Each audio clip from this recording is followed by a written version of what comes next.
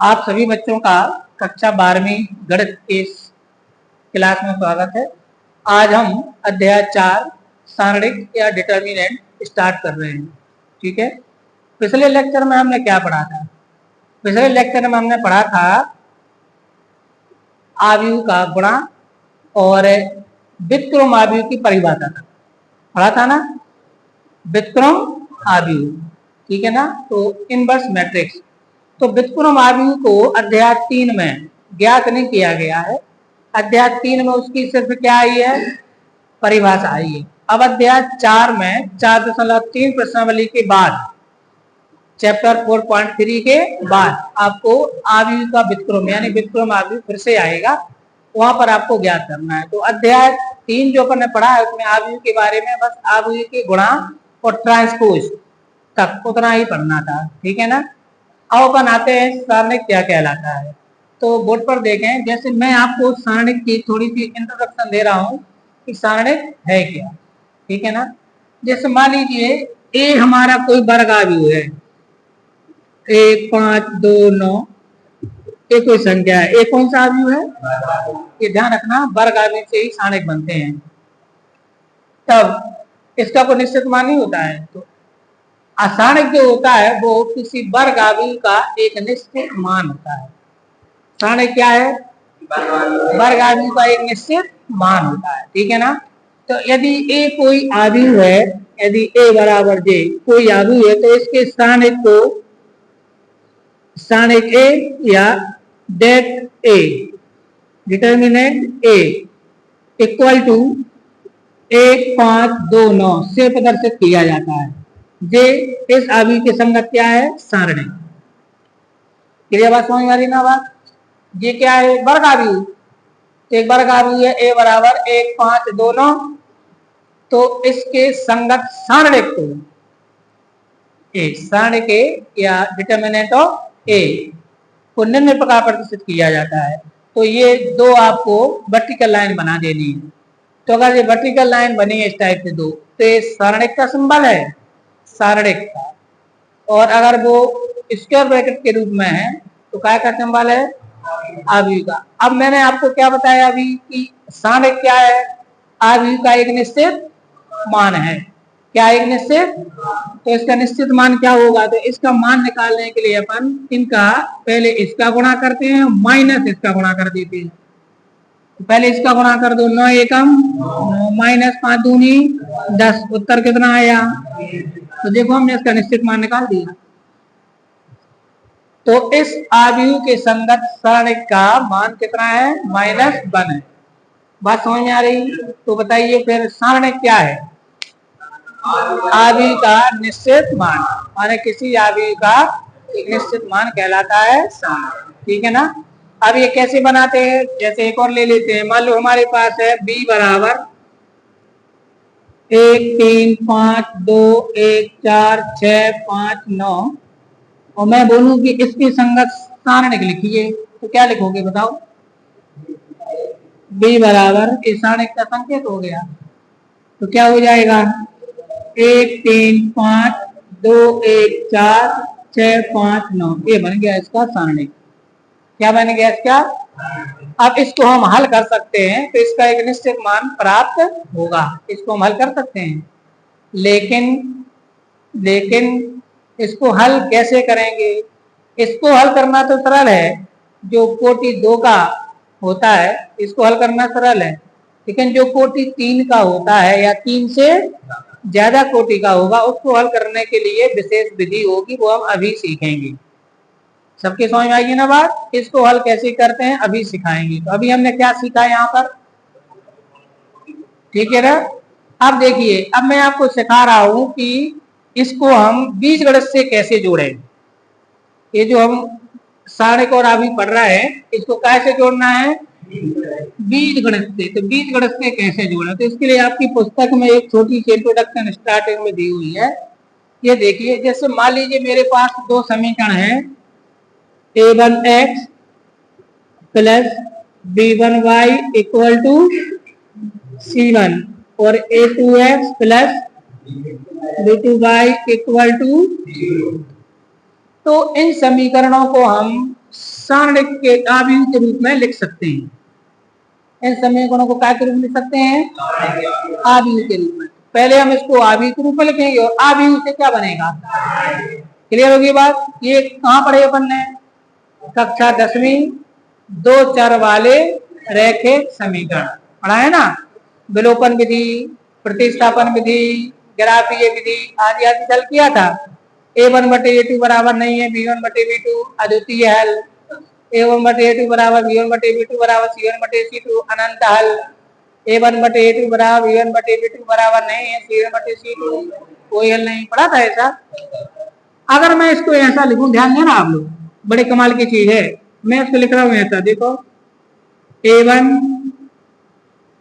b1 a2 b2 x y c1 c2। तो ये मैंने कौन से रूप में लिख दिया इनको?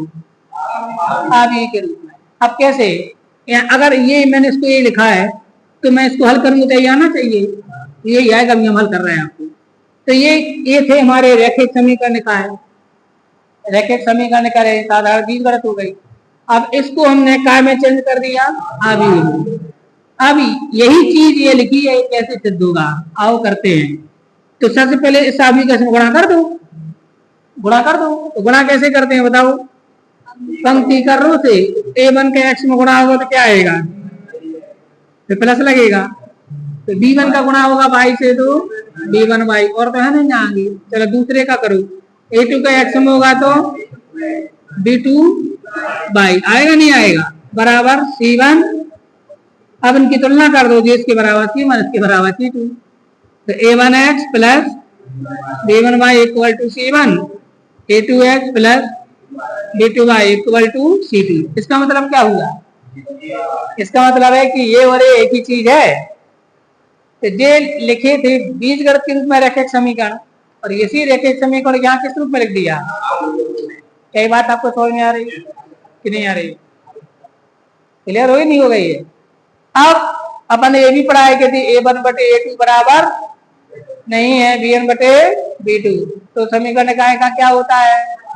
अद्वितीय हल होता है। यही पढ़ा है कि नहीं पढ़ा है? a1/a2 बराबर नहीं है b1/b2 आदि आदि। अब हम क्या करेंगे? इनसे बनाएंगे सारणिक। जय आव्यूह, आव्यूह से क्या बनाएंगे? और सारणिक को करेंगे हल। तो आव्यूह से सारणिक बनाकर उसको हल करने से आपको रैखिक समीकरण का क्या मिल सकता है? हल मिल जाता है। तो इस प्रकार से हम बीजगणित, आव्यूह और सारणिक तीनों को क्या कर देते हैं? कनेक्ट। तीनों को क्या कर दिया हमने? कनेक्ट कर दिया। ठीक है ना? अब मुझे फिर से बताइए, सारणिक क्या है? आव्यूह का एक निश्चित मान, लेकिन कौन सा आव्यूह? वेरी गुड, वर्ग आव्यूह। केवल कौन से आव्यूह का होगा? वर्ग आव्यूह का होता है बस अकेले। तो इस प्रकार से हम रैखिक समीकरणों को आव्यूह के रूप में व्यक्त कर सकते हैं। चलिए अब आते हैं अपन किसी सारणिक को हल कैसे करते हैं। पहले सारणिक के बारे में आपको कोटि दी हुई है, तो कोटि तो आप जानते ही हो, नहीं जानते हो? कोटि क्या कहलाती है? उसमें जितनी पंक्तियां और जितने स्तंभ हो उसको कोटि कहेंगे। लेकिन वर्ग आव्यूह में पंक्ति और स्तंभ दोनों नहीं बोले जाते। तो ये जो मैंने ऐसा लिख दिया तो ये कोटि 1 का बना है, ये 5 6 1 9 ये कोटि 2 का हो गया, 7 1 3 2 5 9 7 11 18 ये किसका बन गया? कोटि 3 का। तो ये कितनी पंक्तियां हैं और कितने स्तंभ हैं? तो जितने स्तंभ होंगे उतनी पंक्तियां होंगी, तो जितनी पंक्तियां वही कोटि बन जाएगी। ये कोटि 3 का है, ये कोटि 2 का है, ये कोटि 1 का है। इस प्रकार से ये हमारे क्या कहलाते हैं? सारणिक की कोटि। सबको समझ आ गई? अब आपके बात आता है द्वितीय कोटि की सारणिक का हल, कोटि 2 के सारणिक का हल। देखो किस कोटि के? कोटि 2 के सारणिक का हल, कोटि 2 के सारणिक का हल। इसका हल कैसे करते हैं? इसका मान कैसे निकालते हैं? कोटि 2 के सारणिक का जैसे आपको लिखा है यहाँ पर 7 8 6 3, इसको हल करना है। तो मैंने आपको बताया इसका हल होता है j गुणा माइनस ए वाला गुणा। पहले आप ए वाला गुणा करो तो क्या आएगा, 7 गुणे 3 माइनस 6 गुणे 8, तो 7 3 और 8 48, 21 में से 48 घटाओ माइनस के नहीं बचेंगे, तो ये हमारे पास इसका क्या आ गया, हल। तो द्वितीय कोटि का सारणिक हल कर लेंगे। तो द्वितीय कोटि के सारणिक हल करने के लिए याद रखना पहले ये वाला गुणा करना है, दिखाना क्या अवयवों का गुणा करके घटाना फिर ये वाला, ऐसा नहीं करना है कि पहले ये कर दो फिर ये कर दो। पहले किसका करना है, पहले ये और माइनस याद रहेगा किसका हल है, ये कोटि 2 के सारणिक का। उदाहरण नंबर 1 देखो, यही किया है उसमें, मिल गया आपको। अब अपन देख रहे हैं कि कोटि 3 के सारणिक को कैसे हल करें। किसके सारणिक को, किसके सारणिक को, कोटि है नहीं, तो कोई और चीज लिखी होगी वो, हाँ कोई और चीज लिखी होगी, वर्गाकार सारणिक हमेशा वर्गाकार ही होता है, ठीक है ना। अब आता है तृतीय कोटि के सारणिक का हल। तृतीय कोटि के सारणिक हल के पहले मैं आपको सिखा रहा हूँ उप सारणिक निकालना। क्या निकालना, उप सारणिक कैसे निकालते हैं, सब ध्यान से समझते चलना। उप सारणिक क्या निकाल रहे हैं हम, याद रहेगा। जैसे ये मेरे पास एक 3 कोटि का सारणिक है, 4 5 2 6 3 4 8 3, कुछ भी दे सकते हैं ना, ये हमारे पास एक सारणिक। अब मुझे निकालना है उप सारणिक। तो उप सारणिक निकाले जाते हैं किसी भी अवयव का। उप सारणिक किसका निकाला जाता है, किसी भी, तो जैसे मुझे किसी का उप सारणिक निकालना है, जैसे मुझे 4 का निकालना है उप सारणिक। 4 मतलब ये कौन सा 4 है, 4 मतलब ये A11 है, इसको कहेंगे A11 A12। चलो मैं इसको बता देता हूं, इसकी जगह पे मैं इन्हीं को लिख लेता हूं, A11 A12 A13 A21 A22 A23 A31। ये क्लियर हो गया बात आपको, क्लियर है ना। अब मुझे अगर किसी का उप सारणिक निकालना है, तो जैसे मुझे A11 का क्या निकालना है, उप सारणिक। उप सारणिक तो A11 का उप सारणिक होगा, आप A11 जिस पंक्ति में वो पंक्ति छोड़ दो, जिस स्तंभ में है वो स्तंभ छोड़ दो, तो इस पंक्ति मध्य वाली पंक्ति छोड़ दो और ये वाला स्तंभ, तो इतना बचा। तो क्या आएगा, A22 A23 A32 A33, इसको क्या बोलेंगे, A11 का उप सारणिक क्या बोलेंगे, उप सारणिक कहलाएगा ये, ठीक है ना। अच्छा, उप सारणिक के लिए इसने दिया तो नहीं है, पर इसको बेसिकली M क्या लिख देते थे, M लिख देते थे, ठीक है।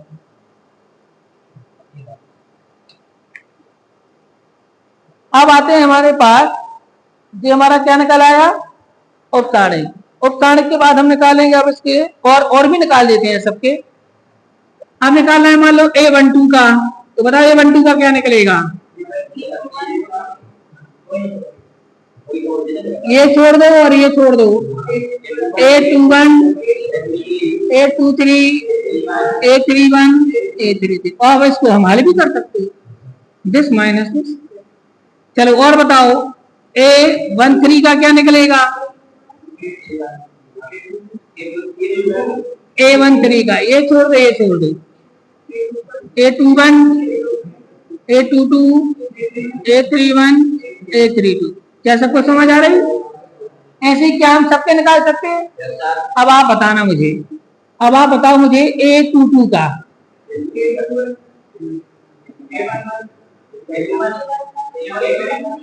A22 मतलब इसको छोड़ दो और इसको छोड़ दो, A11 A13 A31 A32, समझ आ रही बात। चलो अब आप मुझे बताओ A23 का, बताओ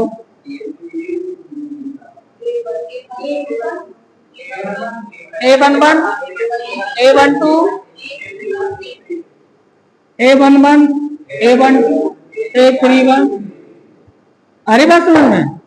अच्छा अब आप मुझे बताओ A32 का, चलो बताओ।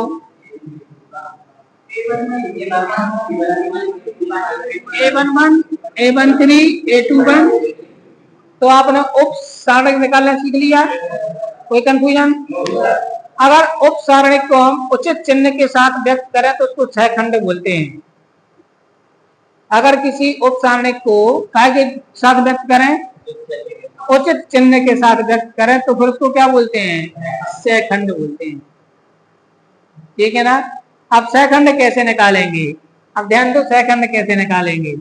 जैसे मैंने बोला A11 का क्या निकालना है, सहखंड। सहखंड नहीं, सहखंड, सहखंड नहीं बोला मैंने, सहखंड। इसका सहखंड होगा, देखो किसका सहखंड निकाला यार, तो यहाँ पर ऋण एक के ऊपर एक धन एक की घात लगा दो पहले,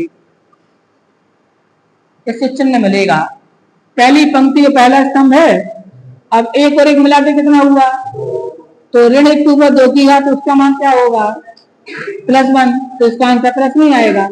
ये वाला आंसर क्या में आएगा, प्लस में आएगा। तो इसका हम जब सहखंड निकालेंगे तो किस में आएगा, ये प्लस में आएगा। तो क्या आएगा देखो, ये आएगा A22 A23 A32 A33, आएगा नहीं आएगा।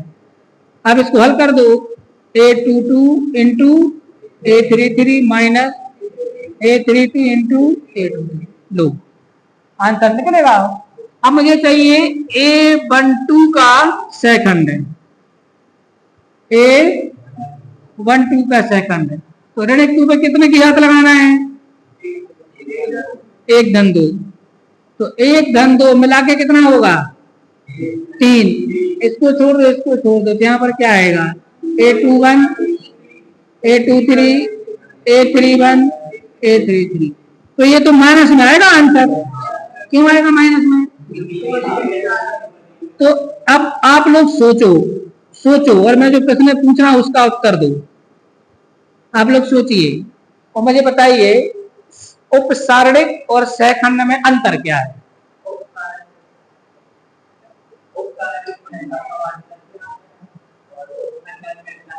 भाई उपसारणिक में आपको किसी प्रकार के चिन्ह का प्रयोग प्रारंभ में नहीं करना है, जैसा उत्तर आएगा तो वैसा माना जाएगा।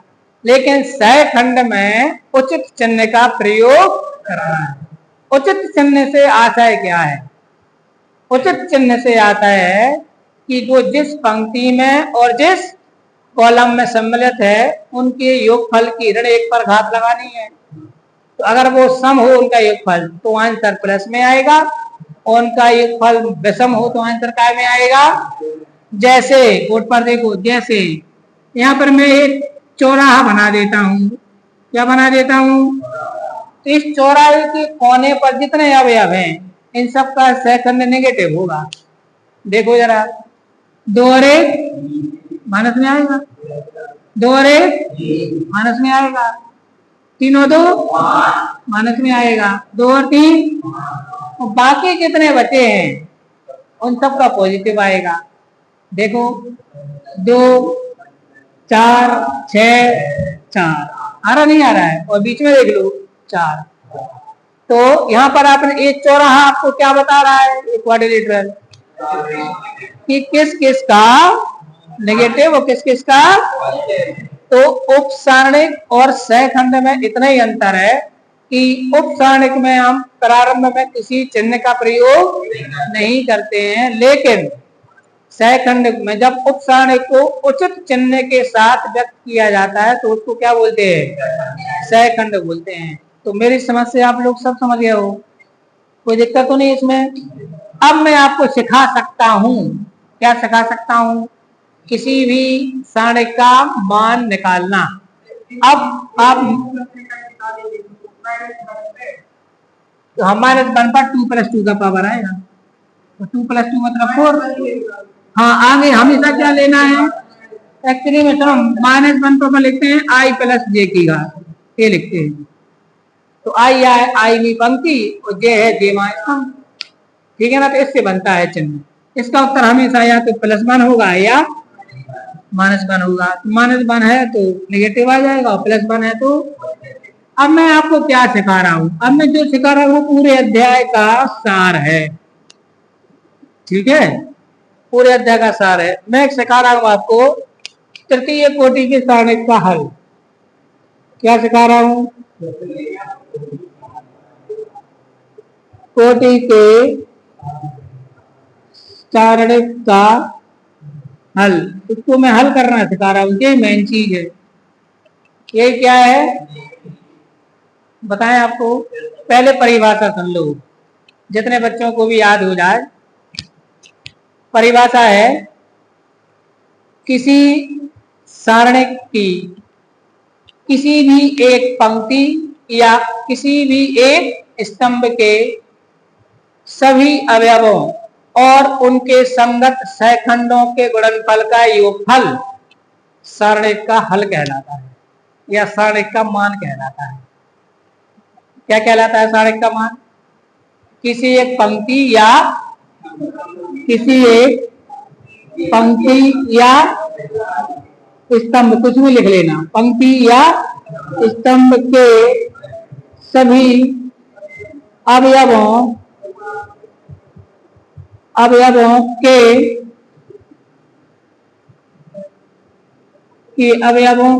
सहखंडों का संगत अवयव से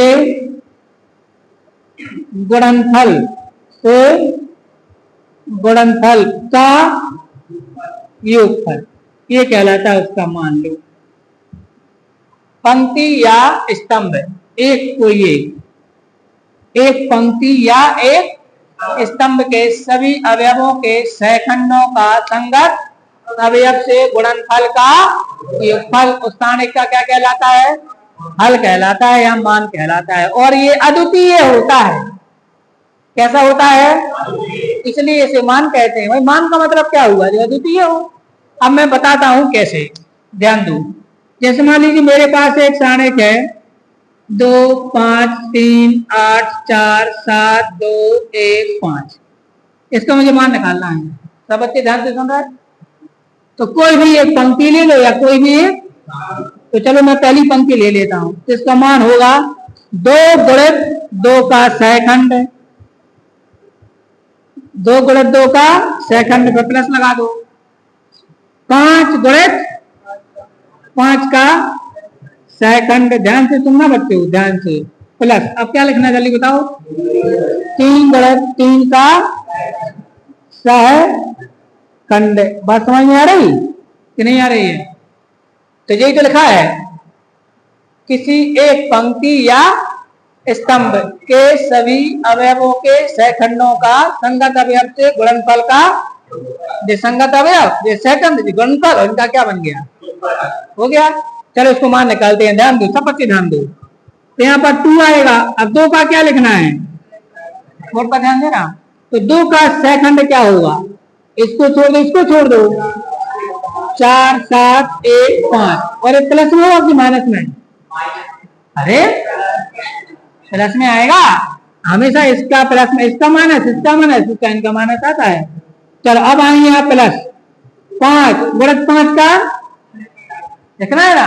तो 5 का सेकंड ये बताओ मुझे, प्लस में आएगा कि माइनस में? तो मैं यहाँ पहले से माइनस कर दूं? समझ में आ रही? अब आएगा 5 का सेकंड। तो 5 का सेकंड क्या होगा? 8 7 2 5, फिर प्लस 3 का सेकंड। तो प्लस में आएगा माइनस में आएगा? प्लस में। 3 का सेकंड बताइए।